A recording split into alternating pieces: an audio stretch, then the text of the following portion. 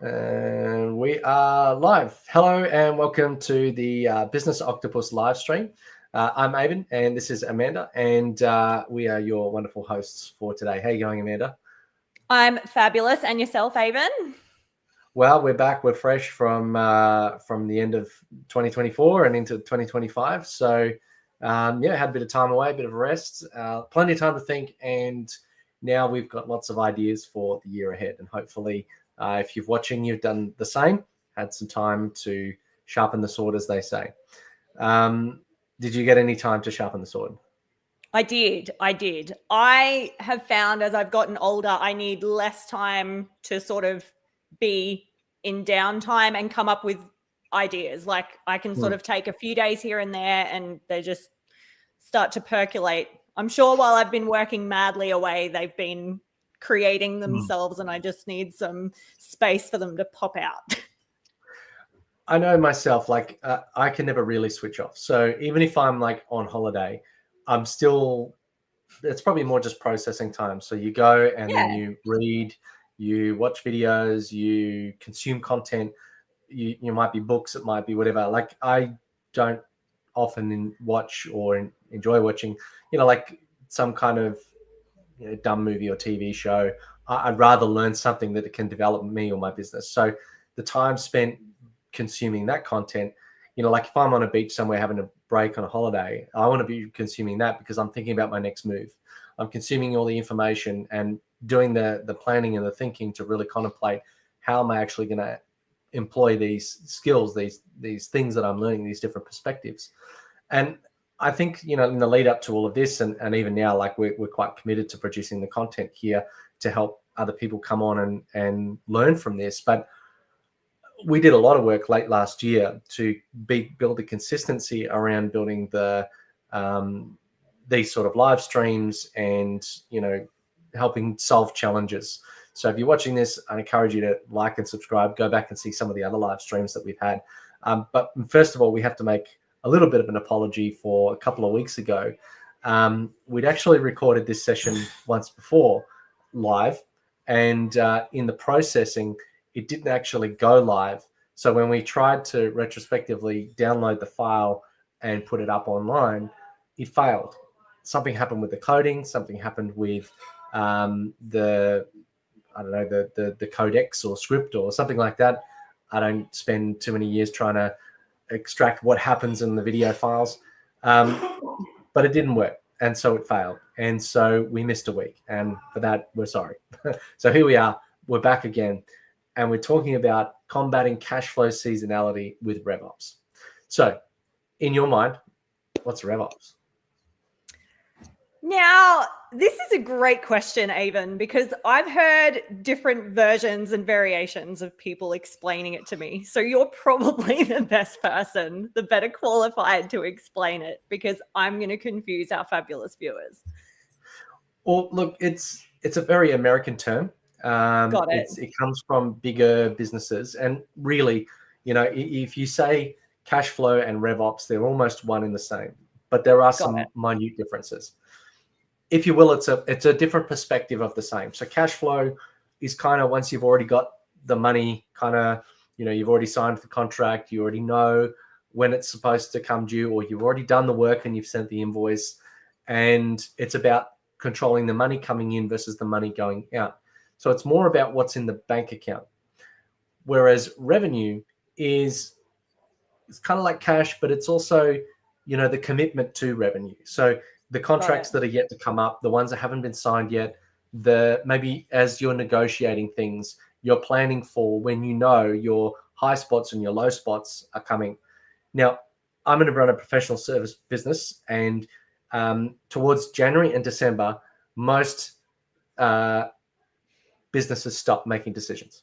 And you look like by that nod that you're exactly the same. If you run a restaurant, you're probably flat out during those times when people are on holidays. If you run a tourist, 100%, there we go. If you run a tourist business, you're probably flat out during those times, which means you're really poorly positioned in those low times when people are at work, they're not on holidays.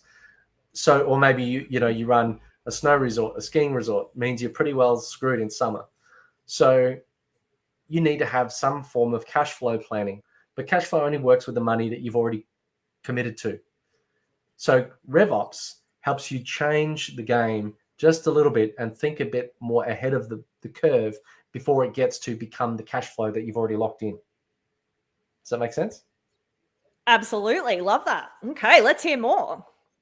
So if I'm planning for all of those times when cash flow is low, I need to plan in advance. I know that at the end of the year, my cash flow is going to be bad. If I haven't earned it earlier in the year, maybe I can defer some revenue. And you don't necessarily want to defer revenue. It just means that you might change the way you negotiate certain things to create a benefit at that time. So for example, instead of doing a project in one lump sum, you might say, well, let's phase it out. It might make it easier on you because now you don't have to staff up in the peak times and then fire staff or get rid of people at the end of the year. It means you can say, let's load balance this out a little bit and say, reduce our upfront time commitment now to progressively allow the drip feed of revenue and cost so that it flattens out your year. So you're not riding this cash flow roller coaster every time. You're taking revenue that you would earn now and spreading it out a little bit to cover those low spots that normally are an absolute drain, because cash is king and no cash will mean you crash. I just made that one up. I don't know if that's a rhyme, but if it rhymes, it must make sense. No, that's amazing. Keep that one. We're putting that on a t-shirt, everyone. It'll be in the store next week. No cash, you crash. Yeah. You can have like a little car hitting a wall or something like that. Outstanding. I'll get the designers on it straight away. So if cash is king and you're doing your cash planning, that's once you've already locked the revenue in. That's once you've already got the contract. Maybe the money's already in your account. Now you're managing suppliers and trying to delay how much you pay out and accelerate how much you receive. That's cash flow planning. It's the money you already have. So taking a step back and thinking bigger picture about your contracts, it could be that you restructure your products. Maybe not everybody can do this, but restructuring your products. Now we're talking about subscription services, which is amazing for smoothing out cash flow. Maybe we're talking about phased projects. I don't know. Is there any other thoughts or ways? Obviously, like a cafe can't deal with seasonality, but maybe they might look at different types of customers to say, we're going to book in this like a networking event on our slow day. Or if we're an event, seasonal tourism business, we might look at using the facility as like a summer school camp instead of winter ski fields. Exactly. And it's just about thinking outside the box, right? Not to sound cliche, but what are the other opportunities that we can create that might not have been done before? How can we think creatively about how we can solve for that particular period in time? And it's not just about changing the contracts. It could be that you create new product lines, new service lines, or RevOps is about creating new revenue from it's like the whole class of creating new revenue. So for example, there was a hot water cooling or hot water company in the UK. They basically have hot water tanks, and by selling these hot water tanks, you become a commodity with every other hot water tank company. So what would happen is people would buy a hot water tank only when their previous one failed or when they were installing a new for the first time. So when they're looking on the market, they're going to go, I'm going to go with the cheap one instead of the good, expensive one. So what would happen is their revenue is completely unpredictable. And the other thing that's now a problem for the customer is they have to go and buy not only the tank, but they have to pay for the services to install, maintain when there's a problem, and then go and replace for the next one. So it's a big cash outlay. So what they came up with is hot water as a service. So now a subscription service where they have like a little internet-based computer thing which picks up the fault codes. If there's a problem, it'll notify a tech in the area who will go to site and fix it before sometimes even the customer knows there's a problem. And it might be fixed in 15 minutes after noticing there's no hot water, instead of call up a tradie, they can't get there till 2 days time. Meanwhile, you're dealing with cold water, in cold, rainy UK. And hot water as a service means that now get basically 4 times more value out of the cost of providing the tank by having a service that is not always claimed upon, if that makes sense. Absolutely. What a fantastic idea. Wow. And they had consistent revenue throughout the whole time. Yeah, that is incredible. So, team, I would encourage you to think, how can you apply that logic or that thinking to your services or your products so that you can space your income out over time? But like, not everybody wants a subscription service. Not every business can create a subscription service. Like, you couldn't create a kidney operation as a service, right? So maybe there's just some other way, like another third-party service provider, like a financier, for example. So I know with hardware products for the IT industry, there's a finance provider which put it on effectively what is a lease. So it spreads out the payments of what is otherwise a big expense. It becomes 100% deductible straight away for each payment. And you as the service provider get the revenue up front. So if they can't afford the, $100,000 server rack, you can give them this payment plan to pay it off over 2 years or 3 years or something like that. You get the revenue straight away. You can build in services. You can actually increase the value of what you're delivering, and it's a win-win. So that's what we mean by being creative. Yeah, anyway. And I did that in my business, and I didn't realize I was doing it, Avon, if I can share a story. So we recently did some onboarding and training programs, and we just built them out over like milestone period. So, like, we'll deliver this much over this period of time, and that's kept myself and my team crazy busy over this period, which traditionally over even, December, January, February, traditionally in my world, it's been, put aside a kitty in the past so that you've got revenue to pull from. But now we've actually got money coming in consistently, unintentionally. Intentionally. Well done. You just did it. You just did the Rev Ops plan without having, I guess, any knowledge of the term. That's what I'm saying. Like, it's not this super sneaky peeky thing. It's just a concept that, hey, if you name it, you can talk about it. If it hasn't got a name, it's just this thing you kind of feel and know, but you can't describe. And so Rev Ops is really just an advanced version of Cashflow, or a forecasted predictive future version of Cashflow that most people don't really think of. So well done. There you go.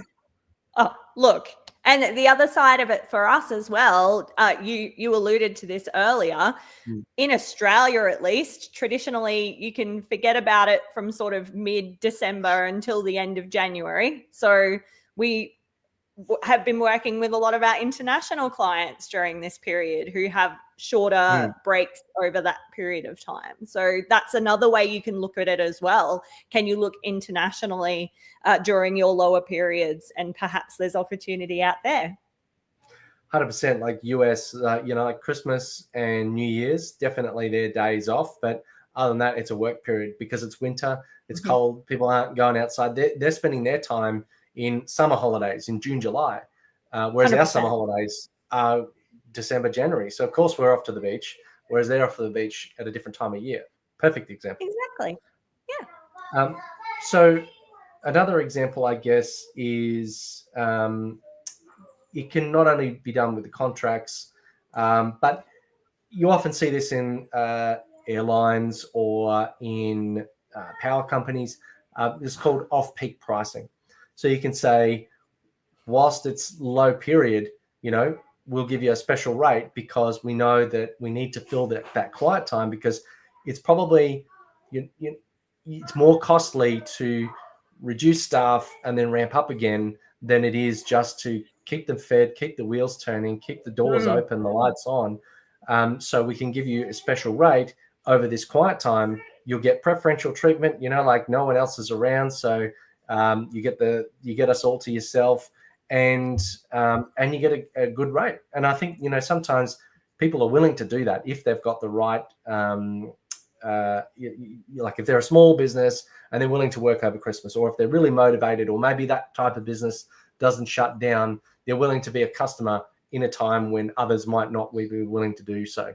So I think that's, again, we're just looking at what levers we can pull as a business owner. You're constantly, doing the marionette doll, trying to like juggle things and make sure everything is running and moving as smoothly as it can. So any little leverage point helps. Exactly. So, I like your little graphic there. That's amazing. I had no idea that was going to happen. You must have an Apple Lock device. that in. Yeah. Exactly. Try the thumbs up and see how that goes. You might I think that's what did it, Avon. Now it's not going to work. Not going to work. Viewers at home made a liar out of me. So a couple of things we have to talk about that, as if you start listening to the start, or if you've just tuned in, this video was supposed to run before the end of the year so that it would have helped you before you moved into the November, December period, January period, whatever, that slow period for most businesses, particularly in services or business services. And so we're retrospectively now on the 3rd of January. So apologies, you didn't get this on time. But a couple of other announcements in that time. The Relevate YouTube channel has gotten to 75,000 subscribers and is well on its way to 80. I reckon by the end of Jan, we'll be at 100,000 and we'll get to a silver play button, which is a big deal if you've ever done anything on YouTube. And it's really, really hard. It's taken many, many years. So yes, I'm going to take this moment to be a little bit selfish and say, look at us. So apologies. But one of the other things we've done as a result of that was, whilst we've had a bit of success on YouTube, it's not been so onerous and time consuming as you might think, because, hey, we're busy. We're running a company with, a heap of staff, and we're busy doing our everyday. We don't have time to spend 20 hours a week creating video content. Whilst we are doing this right now, we are pretty efficient in the way we do it. And we realized that many other business owners wanted to be visible online, have a brand asset that works while they sleep. I noticed you've been doing a lot more video. First of all, well done. That's amazing.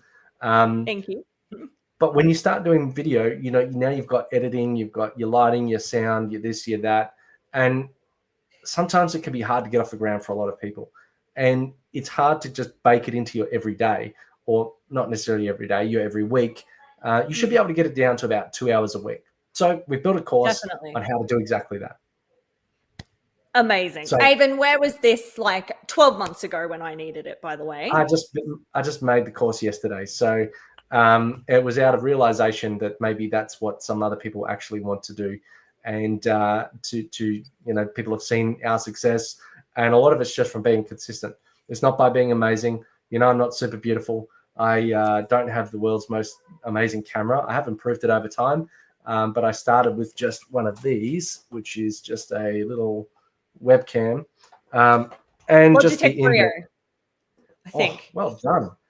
Are you like you work? I'm a nerd. For Logitech? You are okay. Well spotted. Yes. Well spotted. Yes, Logitech Brio. But before that, I had one. It was like a C920 or something like that.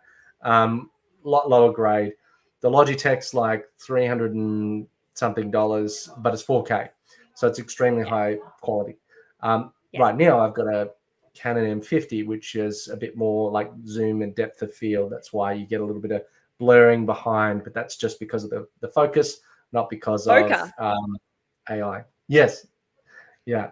So anyway, long story short is it needs to be easy. It needs to be cheap. You don't want to go and spend 10 grand on gear and get nowhere. So I'll show you how to make a minimum viable video, the bare basics to get off the ground and get started.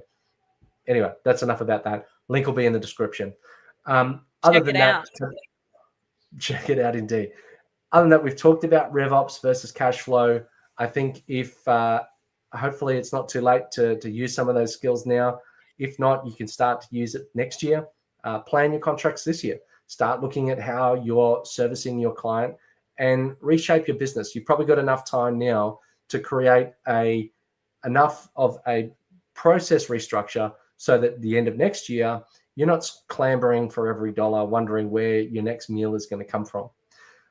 If you've been watching, we appreciate you. Thank you very much. Did you have anything else you wanted to add before we run?